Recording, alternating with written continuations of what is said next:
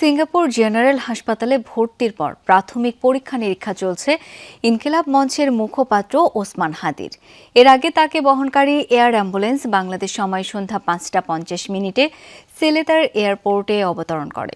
সেখান থেকে সরাসরি নেওয়া হয় হাসপাতালে।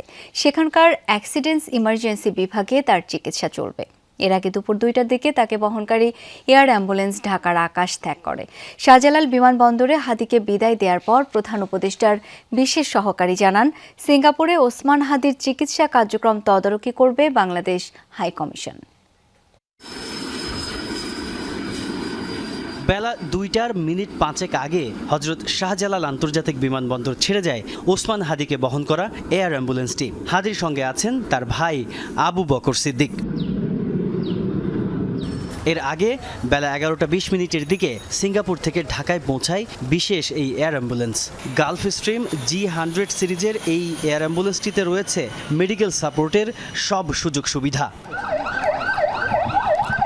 দুপুর ১:১টায় ওসমান হাদিকে বের করা হয় এভারকেয়ার হাসপাতাল থেকে। তাকে বহন করা অ্যাম্বুলেন্স দ্রুত পৌঁছে যায় শাহজালাল বিমানবন্দরে। পুরো যাত্রাপথে ছিল কড়া পুলিশের নিরাপত্তা।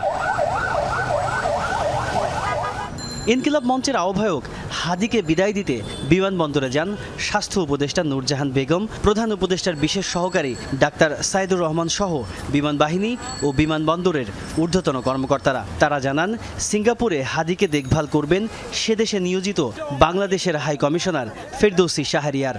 সিঙ্গাপুর জেনারেল হসপিটালের সকল টিমের যারা আছেন তাদের সবার সঙ্গেই কিছুক্ষণ আগে তাদের টেলিকনফারেন্সিং হয়েছে।